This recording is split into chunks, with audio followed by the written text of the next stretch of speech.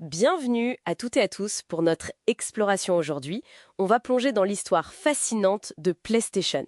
Ah oui, une sacrée histoire. On s'est basé sur une analyse assez détaillée de son parcours et on va essayer de décrypter comment cette marque, qui est née d'une collab un peu ratée avec Nintendo, est devenue ce géant mondial du jeu vidéo. C'est ça. Notre mission, si on peut dire, c'est de comprendre les innovations, les stratégies derrière chaque génération. Alors, on y va. Comment cette console partie d'une dispute a pu grimper si haut? Ben, ce qui est captivant là-dedans, c'est vraiment ce mélange d'avancées technologiques, mais aussi de coups stratégiques, parfois audacieux, à chaque étape. C'est bien plus qu'une histoire de console, quoi. C'est une vision, une adaptation. Exactement. Une capacité à rebondir face aux défis qui est assez remarquable. Alors, tout commence avec Ken Kutaragi. C'est ça. Et ce fameux projet de lecteur CD pour la Super NES, Nintendo, qui fait marche arrière. Oui, Et Sony, on peut vexer, qui décide, on va faire notre propre console. Ce refus, c'était vraiment ça le point de départ. absolument. C'était le catalyseur, si tu veux. Sony a alors misé sur deux trucs clés. La 3D polygonale, inspirée par des jeux d'arcade comme Virtua Fighter qui cartonnaient, Ah oui, l'arcade à l'époque. et surtout le support CD-ROM. Et là, ça changeait tout. Bien moins cher à produire que les cartouches de la N64, Beaucoup plus de place aussi, hein. énormément plus de place. Et ça a séduit les développeurs. Même si, face à la Saturn de Sega, c'était pas forcément plus simple au début. Mais le potentiel était là. Et visiblement, ça a marché. Dès 1994, la PlayStation, c'est un succès quasi immédiat, un prix agressif Oui, et des jeux qui sont devenus mythiques. Final Fantasy VII, Metal Gear Solid. Le CD permettait des choses incroyables pour l'époque, narrativement, visuellement. tout à fait. Elle est devenue la première console à passer les 100 millions d'unités vendues. Ça a complètement redéfini le marché.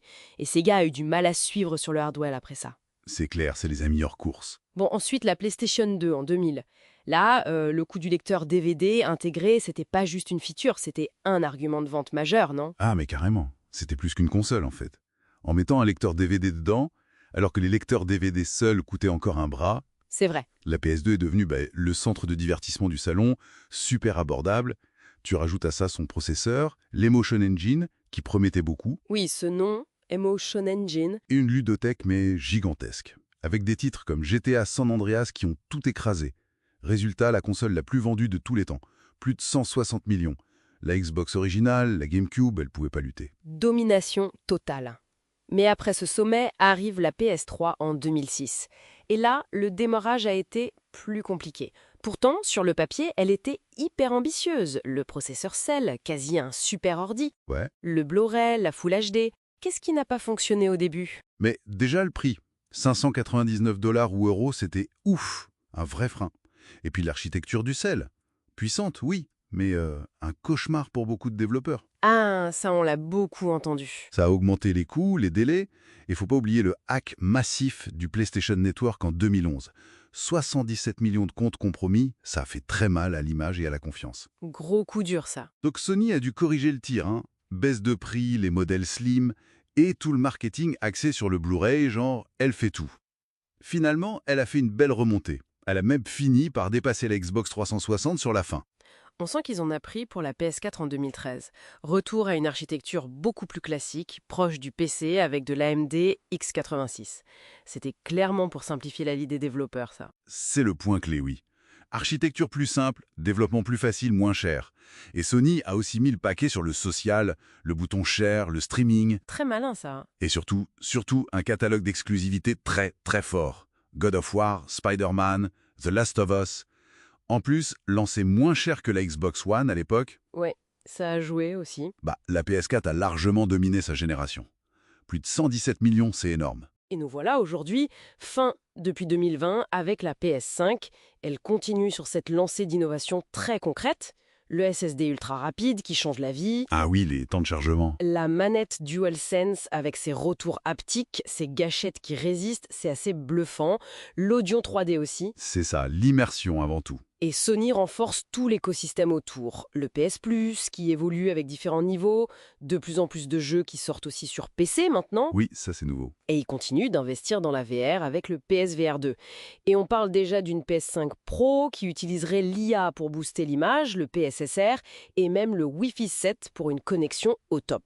Toujours plus loin donc. Au final, si on résume un peu tout ça, qu'est-ce qui ressort? Cette capacité à innover, à apprendre des erreurs passées, à écouter les développeurs plus ou moins bien, selon les époques, on l'a vu. Oui, il y a eu des hauts et des bas là-dessus.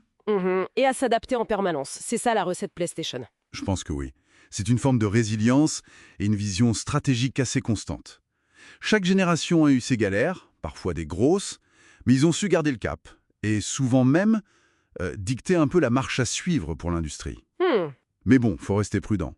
Si on prend un peu de recul, cette position dominante sur le marché des consoles, elle n'est jamais acquise pour toujours, quoi. c'est une bonne remarque. Et ça amène d'ailleurs une question assez importante pour la suite. Ok, PlayStation cartonne sur le hardware classique, la console de salon, mais la vraie bataille demain, est-ce qu'elle ne se déplace pas de plus en plus vers les services, les abonnements, type Game Pass, le cloud gaming, le multiplateforme? Des domaines où la concurrence est déjà très forte. Exactement. Et sur ces nouveaux terrains, les règles du jeu pourraient bien changer. C'est peut-être ça le prochain grand défi pour PlayStation.